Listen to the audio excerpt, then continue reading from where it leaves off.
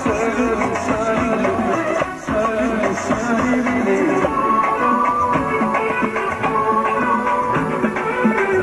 seviyorum, sizi seviyorum. Seni, seni, seni, seni.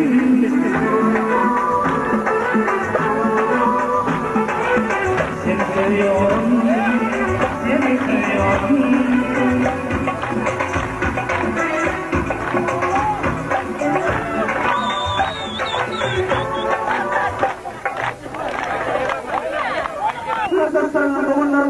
Aylar yerlerine, yine Pelide İlmur Beyik Devleti'nin Türklerin vekillerinin ayrımlarına kullanıldı.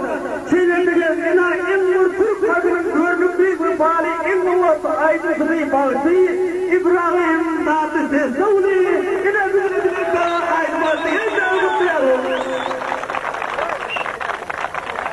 Sağ olun. İbrahim Dağlı. Siz İzmir Türk Arkadaşları'nın sormatlarına da ikna edelim. Bu cari gereği.